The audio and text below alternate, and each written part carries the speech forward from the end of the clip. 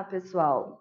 Nesse vídeo, nós vamos discorrer sobre o manejo clínico intra-hospitalar de casos suspeitos e confirmados de Covid-19, protocolo do Hospital das Clínicas da Universidade Federal de Goiás, EBSER, primeira versão lançada em 30/3/2020.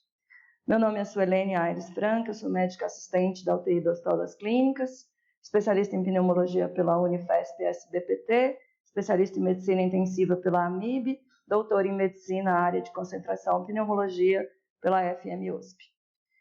Esse protocolo se aplica a pacientes adultos, grávidas e puérperas, pela OMS, definido adultos como acima de 12 anos de idade. As referências principais é o guideline da Organização Mundial de Saúde, atualizado pela segunda vez em 13 de março, e um handbook de prevenção e tratamento da Universidade da China. Fora isso, inúmeros outros artigos que estarão disponíveis para referência. A Covid-19 é a abreviação de Coronavirus Disease e é uma infecção respiratória causada por um novo coronavírus, o SARS-CoV-2. A maioria dos infectados, em torno de 80%, dados de literatura, desenvolve doença leve ou não complicada. 14% desenvolve doença grave, necessitando de hospitalização e oxigenoterapia. 5% necessita de internação em UTI e desses a maioria necessitará de ventilação mecânica. Nos casos graves, ela pode ser complicada com síndrome do desconforto respiratório agudo, principal mecanismo de morte, sepse, choque séptico e falência de múltiplos órgãos, incluindo insuficiência renal aguda, injúria cardíaca, mas também injúria hepática, distúrbio hematológico e, inclusive, lesões neurológicas. Os fatores de risco para desenvolvimento de quadros graves e fatores de risco para morte são idade avançada, definida como maior ou igual a 65 anos, e a presença de comorbidades, como doença cardiovascular, diabetes, mais outras comorbidades que serão apresentadas. A OMS descreve a COVID sob a forma de 6 síndromes clínicas, que podem estar separadas ou associadas.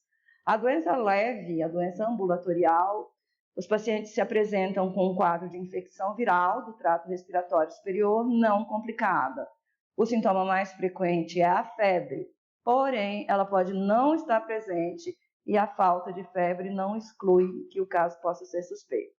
Além de febre, fadiga, tosse, na maior parte das vezes seca, por vezes produtiva, anorexia, mal-estar, mialgia, astenia, dor de garganta, congestão nasal, cefaleia. Ocasionalmente, o quadro pode se apresentar com sintomas digestivos, gastrointestinais e sem sintomas respiratórios, sintomas de diarreia, náuseas e vômitos, às vezes sem sinais respiratórios, levando à confusão com quadros, inclusive de abdômen agudo.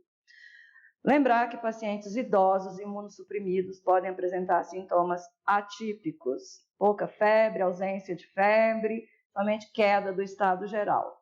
Nós chamamos de pacientes imunossuprimidos, entre outros, pacientes com neutropenia, neoplasias hematológicas com ou sem quimioterapia, HIV positivo com CD4 menor que 350, asplenia funcional ou anatômica, transplantados, quimioterapia nos últimos 30 dias, uso de corticoides por mais do que 15 dias, uso de outros imunossupressores, doenças autoimunes, doenças reumatológicas, imunodeficiências congênitas.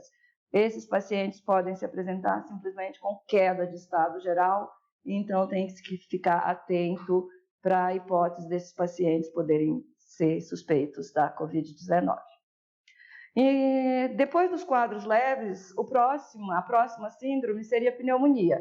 Um paciente que, além dos sintomas clínicos de febre, tosse, apresenta na radiografia uma imagem compatível com pneumonia, porém sem sinais de gravidade. O próximo critério é a pneumonia grave, que é o paciente com quadro clínico radiológico de pneumonia e com sinais de gravidade, principalmente frequência respiratória acima de 30, desconforto respiratório e saturação menor ou igual a 93 em ar ambiente. É essencial que, além da medida da temperatura nos locais de triagem seja vista também a saturação de pulso. Saturação de pulso abaixo de 93 em ar ambiente é critério de gravidade, é sinônimo de internação.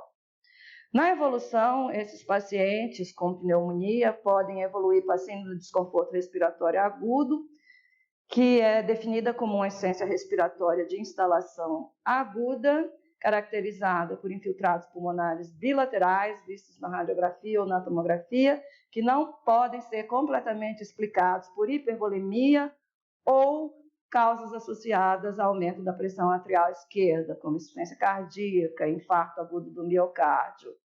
Por vezes, quando houver dúvida, para excluir causa cardiogênica, é necessário fazer um ecocardiograma.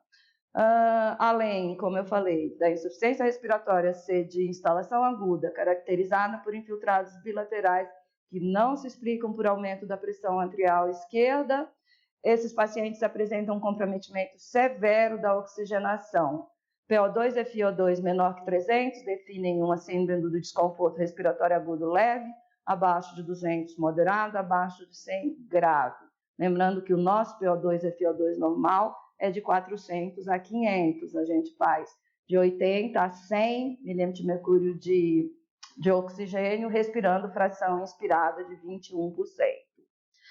Quando a PO2 não estiver disponível, é possível pensar na hipótese de síndrome de desconforto através de uma relação saturação de pulso de O2 sobre FiO2 menor ou igual a 315. Sugere síndrome do desconforto, sinônimo de internação e potencial evolução para quadro grave. O paciente pode se apresentar, além disso, com sepse, ou seja, apresentando sinais de disfunção orgânica, alteração de estado mental, baixa saturação de oxigênio, débito urinário reduzido, taquicardia, pulso fraco, extremidades frias, hipotensão, alterações laboratoriais, dos quais o lactato elevado é das mais utilizadas. Ou o paciente pode se apresentar em franco choque séptico, que é aquele que persiste hipotenso a despeito da ressuscitação volêmica adequada, necessitando de infusão de vasopressores para manter uma pressão arterial média adequada e um lactato normalizado. Os critérios de imunossupressão nós já apresentamos. Sinais de alarme para o risco de progressão para um caso grave ou crítico. Redução progressiva no número de linfócitos periféricos, a linfopenia é um critério de gravidade. Os leucócitos devem ser monitorizados diariamente em pacientes internados. Redução progressiva dos linfócitos é sinal de possível evolução para caso grave ou crítico, possível necessidade de UTI. Aumento progressivo nos níveis de biomarcadores inflamatórios periféricos, como interleucinas e, no nosso caso, PCR. Aumento progressivo de lactato e progressão rápida das lesões pulmonares em um curto período de tempo, definido como progressão das lesões em mais de 50% em 24 a 48 horas. Será um critério difícil de ser utilizado, porque esses pacientes não convém que sejam transportados para a tomografia a cada 48 horas, porque o ideal é que eles fiquem isolados nos locais de internação. Então, possivelmente, critérios para gravidade para nós serão critérios clínicos e laboratoriais. Os pacientes internados, e esse protocolo descreve o tratamento de pacientes internados, eles podem estar na enfermaria ou na UTI. O doente internado na enfermaria é o paciente que necessita somente de oxigênio. É um paciente sem complicação clínica, sem disfunções orgânicas outras que não o desconforto respiratório, sem sinais de sepse, sem choque séptico, e que está necessitando de O2 máximo de 3 a 6 litros por catéter para manter uma saturação de pulso maior que 94, uma frequência respiratória menor que 24. O paciente que, com esse aporte de oxigênio de 3 a 6 litros por minuto, não atinge saturações adequadas, acima de 93%, é um paciente com indicação de UTI e intubação. Nesse protocolo não será utilizada a ventilação não invasiva, por vários motivos. Um deles, a baixa taxa de sucesso de ventilação não invasiva em pneumonias virais, já confirmado nas últimas pandemias. Houve a pandemia de SARS pelo coronavírus 1, em 2003, houve a epidemia de MERS pelo coronavírus também em 2016. Então, a não invasiva não tem uma boa taxa de sucesso para esses casos. E segundo, o risco da não invasiva é disseminar mais ainda a infecção, acometendo profissionais de saúde e outros pacientes internados no hospital. O protocolo partirá do uso de oxigênio terapia para a intubação. Então, indicação de UTI, pacientes com necessidade de mais do que 3 a 6 litros de oxigênio, pacientes já evoluindo com acidose respiratória aguda, pacientes que você não tem gasometria, mas que clinicamente preenchem os critérios de insuficiência respiratória aguda com necessidade de intubação, pacientes com instabilidade hemodinâmica necessitando de vasopressores ou não, e pacientes com com disfunções orgânicas agudas, que serão definidas de acordo com score de SOFA diário para os pacientes internados. Pacientes com fatores relacionados a pior prognóstico podem ter indicação de UTI antes mesmo de desenvolverem um quadro fisiológico tão grave. Quais são os fatores relacionados a pior prognóstico? Idade maior ou igual a 65 anos, doença respiratória prévia, DPOC, asma, pneumopatias estruturais, tuberculose, doença cerebrovascular, cardiopatias, incluindo hipertensão arterial severa, diabetes insulino-dependente, insuficiência renal, pacientes imunossuprimidos e talvez grávidas. As evidências, por enquanto, mostram que as grávidas não se comportam, como aconteceu na epidemia de H1N1, de serem de mais risco para desenvolver a doença e terem mais risco de desenvolver doença grave. Porém, grávidas são sempre uma população sensível, então nós colocamos no nosso protocolo que elas devem ter cuidado especial. Manejo clínico. Casos leves e alguns casos moderados. Casos leves, aqueles que só têm sintomas clínicos, não há pneumonia.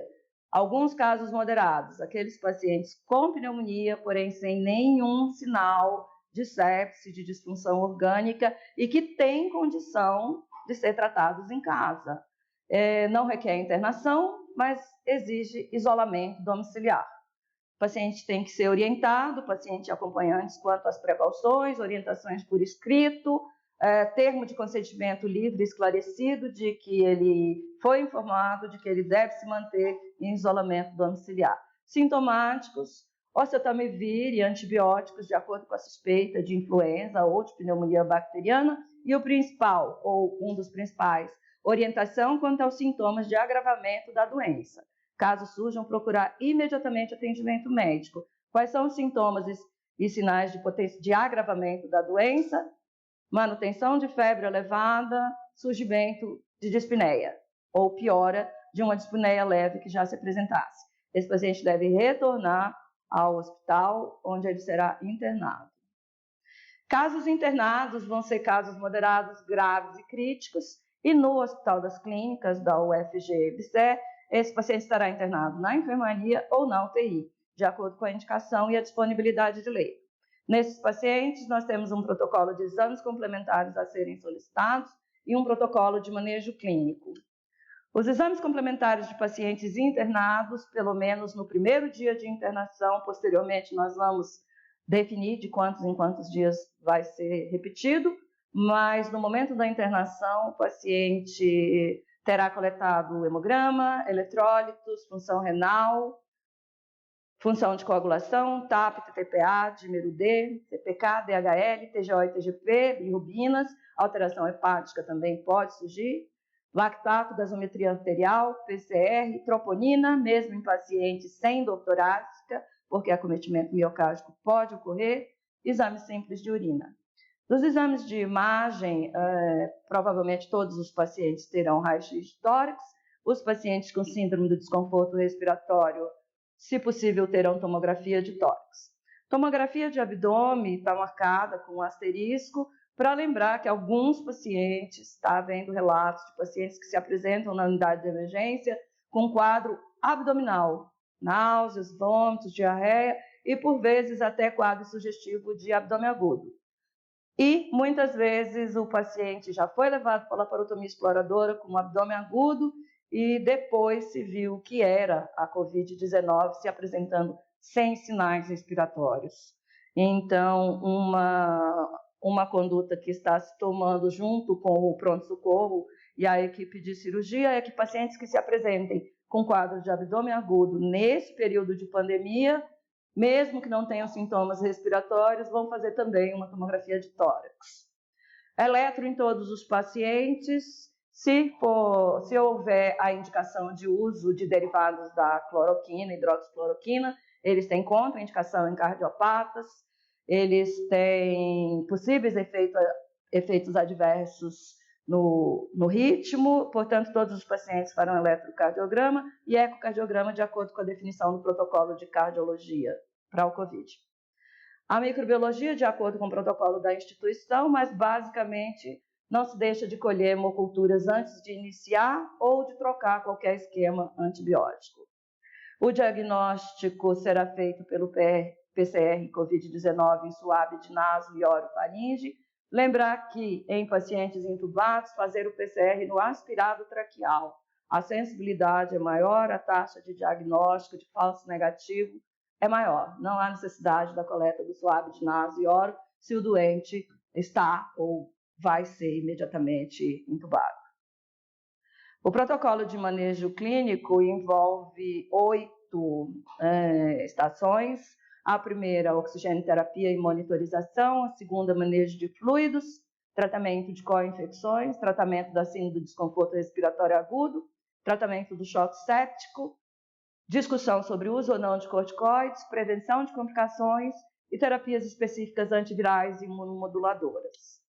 A oxigenoterapia é obrigatória e deve ser fornecida imediatamente a pacientes com desconforto respiratório, com hipoxemia, definida como saturação de pulso menor ou igual a 93, ou pacientes em choque. Inicialmente, se não houver indicação de intubação imediata, será tentado catéter de O2 de 3 a 6 litros, ou uma máscara facial com reservatório, se houver disponibilidade no local. Com a máscara facial com reservatório, é possível se utilizar 10 a 15 litros. Na ausência de máscara, usaremos o catéter de 3 a 6 litros com o alvo de uma saturação de pulso maior ou igual a 94%.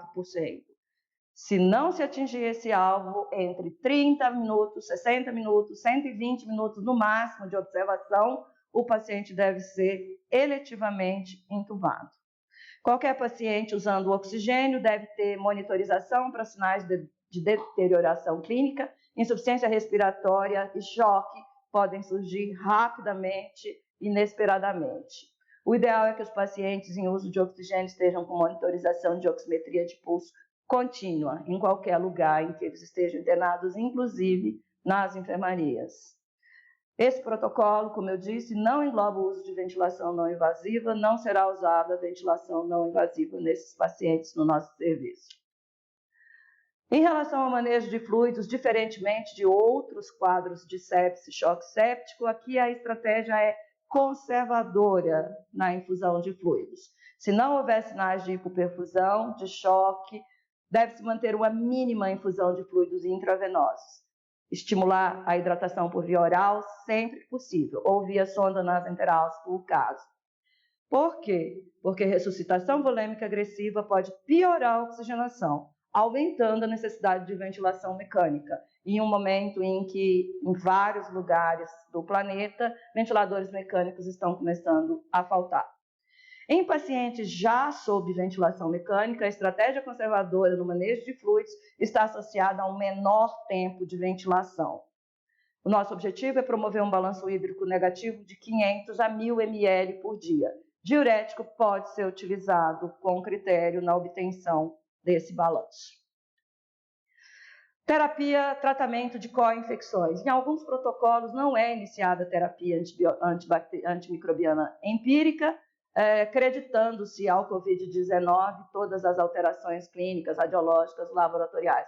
Nós optamos, de acordo com a recomendação da OMS e do Survival Sepsis Campaign, edição específica para o COVID-19, iniciar a terapia antimicrobiana empírica para todos os potenciais patógenos causadores da infecção respiratória aguda grave. O ideal é que se atenha ao protocolo de tratamento da sepse, iniciar o antibiótico dentro de 1 hora da identificação do quadro séptico. A terapia antimicrobiana empírica vai ser baseada no diagnóstico clínico. Paciente que acabou de chegar, esquema para pneumonia comunitária. Paciente que já está internado e desenvolve sinais de pneumonia, esquema para pneumonia hospitalar. Como nossos pacientes inicialmente são oriundos da comunidade, não temos caso de disseminação intra-hospitalar, nós vamos iniciar o esquema triplo clássico para pneumonia adquirida na comunidade, que consiste de ceftriaxone, 2 gramas uma vez por dia, por curto tempo, um macrolídeo, se for possível azitromicina, se não houver disponibilidade de azitromicina, claritromicina. Se for possível via oral, melhor via oral ou sonda nasoenteral do que via intravenosa, porque um dos motivos, a via intravenosa requer no mínimo 250 ml de soro para diluir o antibiótico. Então, já se economiza 500 ml na infusão de fluidos. O terceiro antibiótico do esquema, o terceiro antimicrobiano, será o acetamivir, antiviral, por 5 dias ou até exclusão de influenza. Nós manteremos 5 dias porque, fatalmente, mesmo que seja pedido, um painel viral vai levar mais do que 5 dias para chegar. Então, o acetamivir será prescrito para todos os pacientes. O descalonamento é de acordo com resultados de microbiologia e a intubação. A intubação é o momento mais delicado, um dos mais importantes no tratamento, no manejo do paciente. Uma das possíveis causas que a China atribui a uma alta mortalidade inicial foi a demora na intubação, foi a tentativa de ventilação não invasiva por um tempo prolongado. Nossa intubação endotraqueal vai ser precoce e eletiva antes que o paciente entre em emergência. É necessário ter tempo de vestir todos os equipamentos de proteção individual antes de fazer o procedimento, então não pode ser feito quando o paciente estiver no estado crítico. Sempre pensar em intubação em qualquer paciente que apresenta um PO2 e FiO2 menor do que 50, é uma síndrome do desconforto de moderada para grave, e naquele paciente que tem piora nos sintomas e sinais de desconforto respiratório, dentro de, como eu falei, 1 a 2 horas de oxigênio terapia no catéter ou na máscara. Não atingiu os parâmetros necessários, uma saturação de pulso acima de 93, tem indicação de intubação. A intubação deve ser feita pelo médico mais treinado da equipe, na sequência anestesista, intensivista, emergencista, não é um procedimento para ensino, a equipe deve ser mínima dentro do quarto do paciente, o médico, o enfermeiro e um fisioterapeuta, todos com precaução máxima, precaução para aerossol. Vasopressor, noradrenalina e cristalóides devem estar preparados, pendurados para início de infusão, porque esses pacientes costumam fazer hipotensão logo após a intubação. O paciente pode desaturar rapidamente durante a intubação, mais um motivo pelo qual o médico mais treinado deve fazer a intubação, para que se possa intubar de primeira vez, né? O ideal é pré-oxigenar o paciente com FiO2 de 100% por 5 minutos via uma máscara facial com reservatório. Na ausência da máscara facial com reservatório, pode-se usar a máscara com ambu, porém sem promover ventilação manual, simplesmente como uma fonte de oxigênio via o ambu. A ventilação assistida com a máscara e o ambu pode promover uma grande disseminação de aerossóis contaminantes. A intubação deve ser no modelo sequência rápida, com sedativos, analgésicos e bloqueador neuromuscular. Bloqueador neuromuscular não só para facilitar a intubação, mas para evitar que o paciente tussa durante o procedimento. Atentar para o calibre do tubo, evitar sempre que possível tubo endotraqueal menor do que 8. Tubos de 7,5 para baixo se associam a uma resistência muito elevada nas vias aéreas, que vai dificultar o desmame do paciente do ventilador mais para frente. Então, tubo de preferência 8, 8,5.